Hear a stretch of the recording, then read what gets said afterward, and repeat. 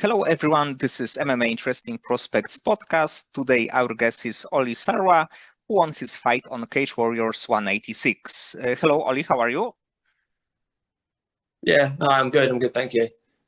And a few weeks ago, you won another fight. It was another win in Cage Warriors. But if you can tell me what happened with your opponent that should be fighting, it was Rory Evans because he was scheduled to fight you. Why the fight didn't happen? Well, to be honest, I don't know. We just got a text like 10 days out. Said he'd pulled out. Obviously, with my manager, we didn't ask why. He's pulled out. Okay, he's pulled out. Whatever reason he had, and luckily they managed to get me a new opponent. So yeah, I don't actually know the reason. Reason we never asked, didn't bother me. He's pulled out, so let's just crack on and get someone else. But in the end, I think that in regional promotions, sometimes when there is a fight cancelled, it's hard to find another fighter to fight. And fortunately, you got an opponent. It was another first round finish. Actually, it was the longest fight of your career, of your pro career. And how do you feel overall after this kind of performance? Yeah, I'm happy with it. So luckily, the what we was planning for was pretty similar to the game plan of the new guy. So it didn't really change much. Didn't really make any difference, to be honest. Yeah, it was nice. Obviously, took a little bit longer this time. Had a few. Yeah, it just took a bit longer. I was a bit more patient. I waited for the opportunity for the knockout instead of like looking for it. I was patient, and it obviously just come up. Like, yeah, I just made. I knew as soon as I sort of hit him, I could put him out. So I just had to just wait for that, and took a bit longer than the rest of my fights, but still first round. So But it's probably can be also like good for you because it's when you are not getting hit. I think that it's good to have this like additional few minutes in the cage. yeah. So as silly as it sounds, sometimes some of the quicker fights is a little bit of an anticlimax. Like you do all the training and then it's over in a minute. It's a little bit. It's like, do you know what I mean? So it's quite nice to get in there and take my time a bit and enjoy it. Just enjoy the fight. So I've got a bit longer to do that this time, which was good. And of course, right now you're an undefeated fighter. It was another win in Cage Warriors. But what do you think should be next for you right now? Yeah, so obviously now I'm 6-0, six first round knockouts at bantamweight as well. So that's impressive. You don't see it very often. I think hopefully by the end of the year we get a title shot, maybe early next year. Just a couple more fights, keep fighting up the rankings, see who's available, when's available, and yeah, just keep fighting up and work for that title shot and work for the UFC one day. That's the plan. I think that you have like the perfect style for defense. So I think that Cage Warriors should push you a little bit because I think that right now with 6-0 record, all the knockouts, you would be like a really good pick for the title fight, or even like with one more win. It would be like I think that 7-0 fighter. It would be like perfect for the fighting for the title. Yeah, I agree. And obviously they're all knockouts. I'm an exciting fighter. I don't come to wrestle. I just come to stand and bang. So obviously Gittins has the belt at the minute, and with his style, I think we'd have a great fight. Just I think it'd be a complete war. Just stand bang for bang, and it's going to end in a knockout. So it would be a good fight for the fans. Yes, definitely. And about your like grappling abilities and BJJ, are you a black belt? Yeah. I got my black belt end of last year at BJJ. So it's also kind of scary because like in your fights we can see that you are a great striker, and sometimes there are fighters who are great strikers but they like their grappling, their like even takedown defense are a little bit like question marks. And if you are a black belt, it can be like for the opponent, they don't want to stand with you and they want to take you on the ground, and there can be another problem for them. Yeah, 100%. So I do a lot of my wrestling, and yeah, do loads of my wrestling, loads of my jiu-jitsu, and I probably reckon I'm better a grappler than I am a striker. I just happen to have this power out of God knows where I get the power from. But yeah, my striking's obviously crisp and I have good power, but my wrestling and my jiu-jitsu is probably on par, if not better than that level. So eventually when I have to use it and people see, I like to think they'll be a bit surprised that I can do everything. But yeah, as I've always said in my interviews, I love knocking people. I love fighting. That's what I'm there for. So it's in the back, and I've got it if I need it or if somebody wants to take it there. But I'm not going to particularly go out my way to use it. I just want to keep standing and banging. So how your like journey with MMA started? Did you have any like additional background before training MMA?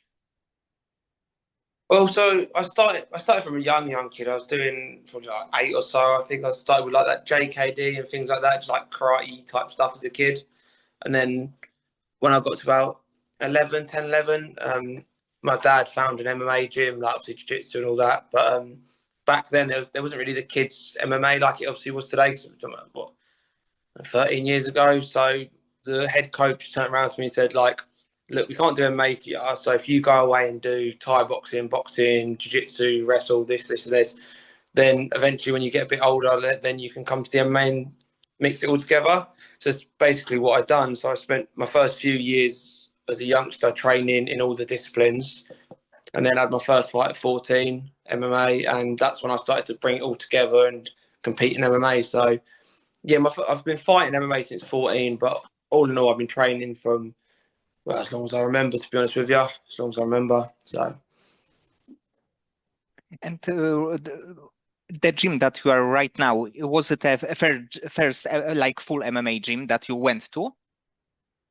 well, yeah, yeah, not the same place. We've floated around different gyms, and you know, it's like sometimes we've been in one place for a couple of years, somewhere else. But the team's always been the same. So Daz has been my head coach from when I started, and obviously coaches have come and gone, and we've moved to different gyms. But I've always been with Daz under that, and then yeah, so now we've got our own place, got our own little gym.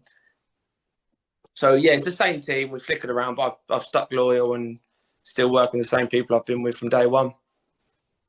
And in your team, do you have fighters, maybe like you, maybe a little bit younger, who got amateur fights or there are early in their pro career that you know that they can be successful in like Cage Warriors or even like other promotions?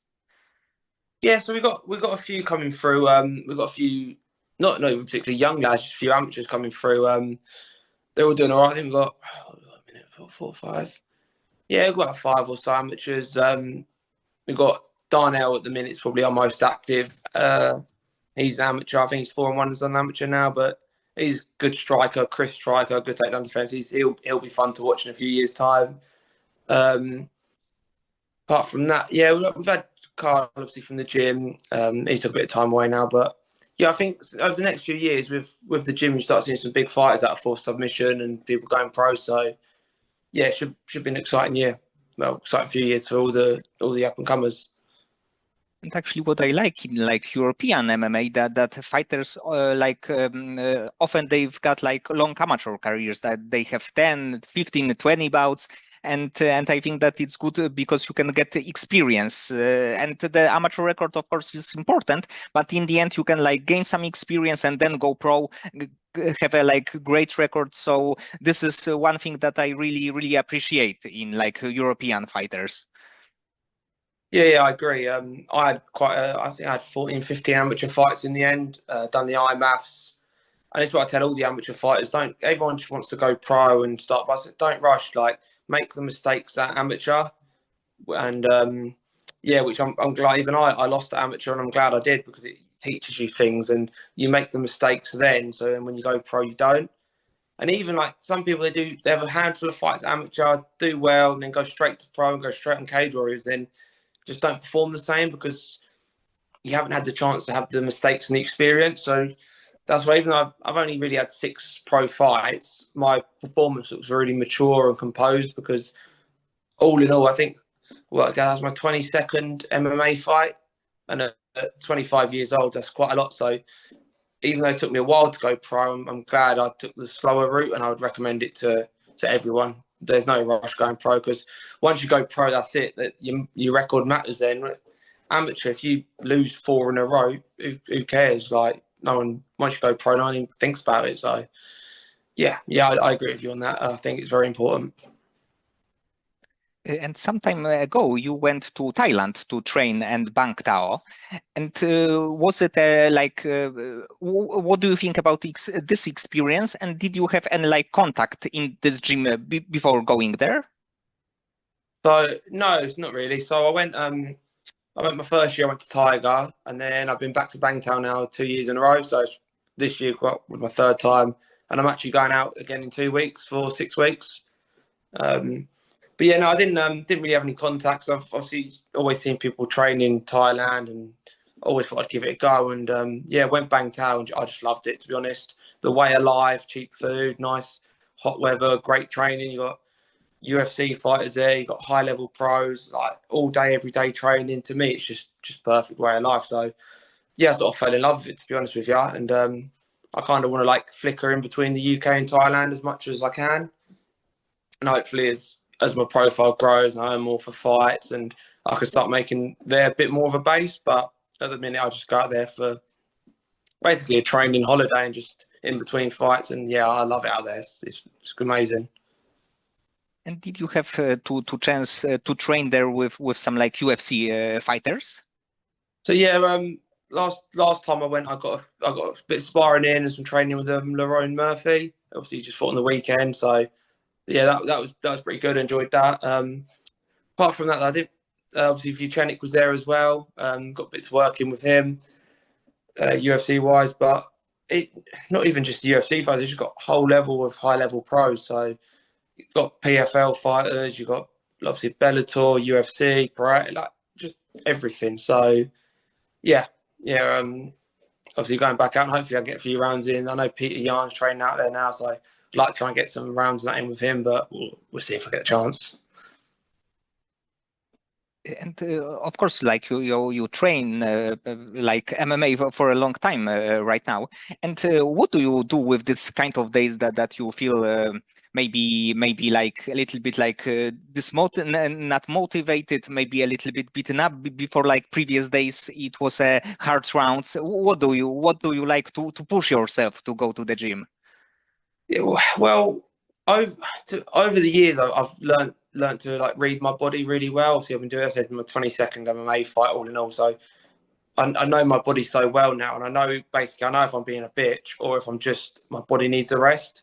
So if I'm just being a bitch, I'll give myself a little slap and go on my way. But if I can feel my body's needs the rest, then I just take a rest day. And yeah, I don't. When I'm in camp, I don't really. When I'm out of camp, it's different. When I'm in camp, I don't have this mentality of train hard, hard, hard all the time, because I feel like it gets detrimental after a certain point. So yeah, if I'm feeling a bit tired, I'll take an easier day. I'll still be doing something, but I'll take an easier day and then bounce back and then come back and have another hard session the day after or do whatever. So yeah. And about like watching UFC, because of course you said that Leron Murphy fought lately, last weekend actually. And do you have the favorite fighter in the bantamweight division? And do you have like your favorite British fighter overall? Not really, to be honest. Like I don't really do all that fanboy stuff. I just nah, not really. Obviously, favourite British fighter obviously in the UFC. I train with Arnold anyway. I think he's got the best chance of being the next British. Well, from Aspinall, obviously, but the best chance of being a British champ. Yeah, real good training with him. So obviously, I'm rooting for him. But I mean, is in like fanboying? Like, nah, it's not really me. Like, obviously, I can watch him. I appreciate him.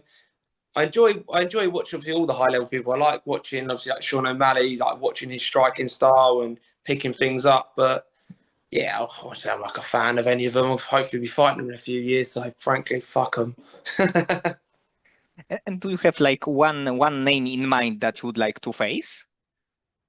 Whoever's got the belt at the time, to be honest with you. So I think eventually, obviously, when I depends who's there when I'm there. But yeah, not really. To be honest, not really. I just yeah, just want to get there and make my career. I'd like to face some of the ones now, like the top in the UFC.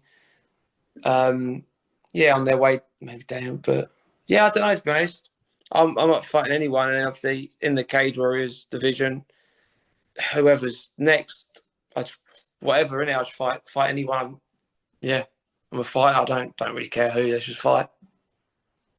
I actually would like really want to see your fight against like Cody Garbrandt, because he of course was a like crazy knockout artist. Of course, he like he's not in the prime of his career, but I think that overall it would be like probably quite quick, but it would be like a great and exciting fight.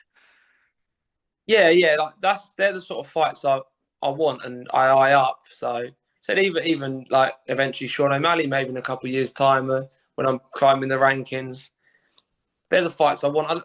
Like when I look at these wrestlers and that, like I don't really have any interest in fighting them because it's just boring. Yeah, I look at the exciting striking fights and be like, yeah, I want them. So yeah, they're the sort of blokes I'd like to fight. And before the fights, do you feel any like additional stress, like few hours before the fight? Yeah, everyone gets nervous and anxious and a bit stressed out. But in general, I'm pretty relaxed. I'm quite good. I have confidence in myself. Like I do all the training before, and I I enjoy the fight, so I look forward to it. I get buzzing. I get up for it. So on the nervous side, I don't really get too nervous. I just get a bit ramped up, a bit buzzed. If anything, I have to try hard to keep myself calm when I get there, because otherwise I get too excited and yeah, end up like almost getting peaking too early. So I have the issue of just keeping everything relaxed. I get there, I see the cage, I just want to get in. So I try and keep myself calm more than anything.